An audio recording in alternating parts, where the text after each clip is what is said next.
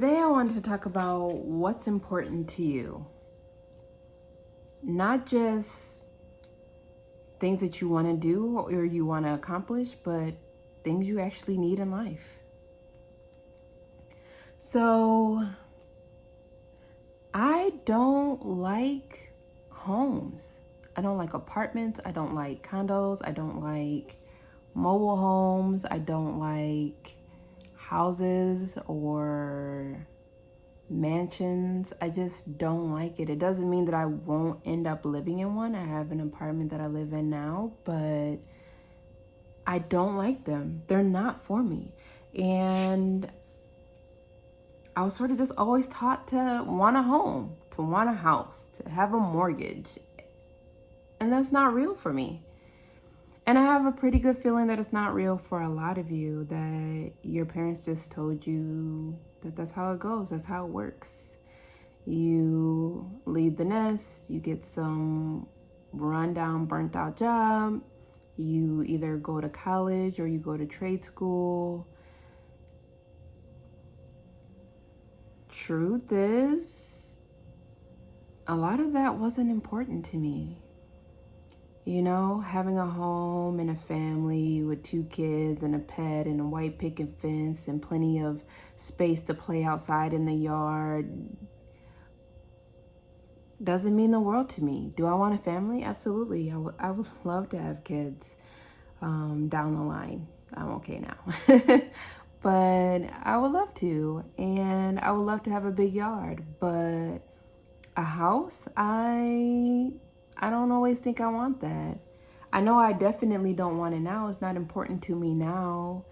And after having an apartment, after having a mobile home, after renting out a house, it just all wasn't worth it to me. And maybe that's a part of the journey, you know, figuring it out, but I didn't like it. And I would have been fine without it. And most of the time I tried it out because that's what I was taught. And not necessarily what I wanted.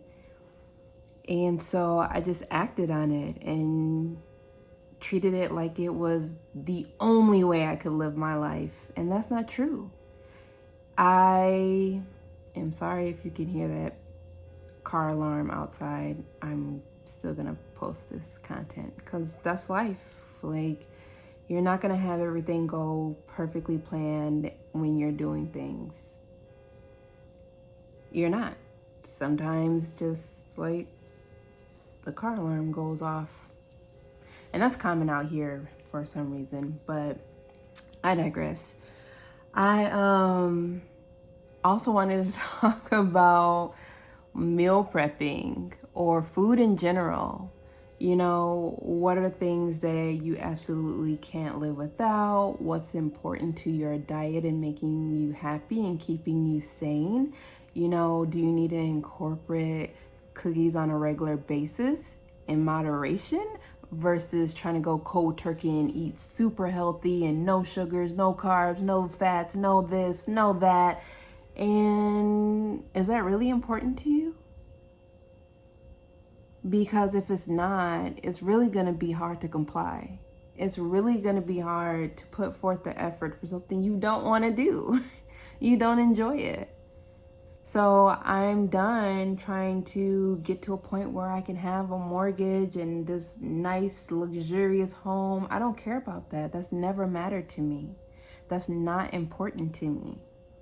So you need to find out what's important to you. And meal prep for me is important. I just don't always want to do it. So now I've worked hard enough to where I can order meal prep on a weekly basis and have majority of it just sent to me. And then the little things, I don't mind cooking. And it's not that I don't like meal prep. It's just time consuming, and I don't like what I have to meal prep when I'm going into a diet or trying to lose weight or trying to gain weight. Either way, because I've had moments of both. Right now I'm trying to lose weight. I'm sure come next year I'll be back to trying to gain it. I just don't like being a small person. Personal preference. Again, what is important to you?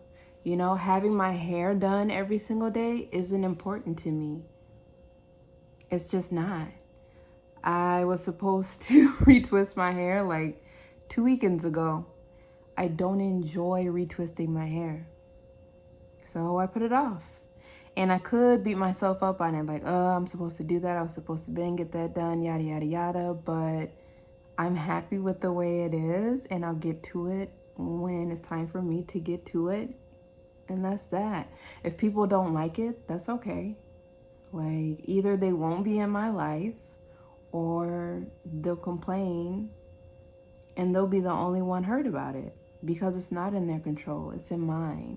And what makes me happy is balance, you know? So,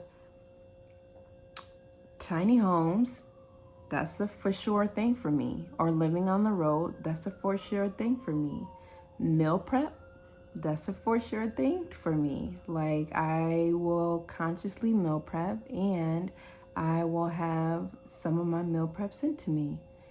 You know, when I can no longer afford it because I have a family, that's different. But I can, and I worked hard enough to get those things because it brings me happiness. So you truly need to figure that part out. Doing my hair, like, I do it when I feel like doing it. Other than that, I mean, honestly, I don't really feel like there's anything else to say about it. You can complain all you want to, and you can want things a certain way all you want to, but that's life. Another thing is working from home. I realize what I need in order to enjoy working a regular job, because this isn't going to be the rest of my life. So I find happiness in that. Like, I'm putting in some work to get my side hustle up and running, but I'm still living my life and enjoying it to the best of my ability during this time in quarantine and all that. So I have this newfound understanding that I would like to work from home majority of the time. I don't want to work crazy hours. I want to be able to have control over my schedule. And there's some people who just are like, I want to work 4 10s a week, or they want to work the regular 5 days a week, 8 hours, but they don't want a first shift, second shift, or third shift. You know, there's certain things that just overall works for us. So you have to figure that out. If you keep trying to fit into this mold, it's just not gonna last. You're not gonna be able to sustain it. You're not gonna be able to comply with it. You're gonna need a ton of breaks, and it's gonna weigh heavy on you. Now, let me also mention that you have to do certain things to get to the next place in life. So there was many years, where I worked 2 jobs at the same time. And that was to get me to where I am today. Did I know it at that time? No, I just knew I needed to save money so that I could enjoy some of the things that I wanted to, like go on vacations and eat out whenever I wanted to, afford my gym membership, certain things like that. But that's what's important to me. If you don't like going to the gym, but you still want to work out, you got to figure out how to have that balance at home. How much the equipment is going to cost, how much space is it going to take up. You have to do your research because you have to figure out what's important to you. That's what matters. You matter to you. It should always put you first. And I know it's like, well, I have my parents and my children and whatever the case may be, and it's easy for someone who's single and don't have any kids to do. And my parents live in completely different states from me. So I get it. You know, I can relate to that. I'm just saying it'll be worth it. Finding out all the like itty bitty things too. Just like day to day, what are some things that could make you extremely happy and it's very important to you to take care of? You know, is it your skincare routine? Is it taking a bath, lighting an incense?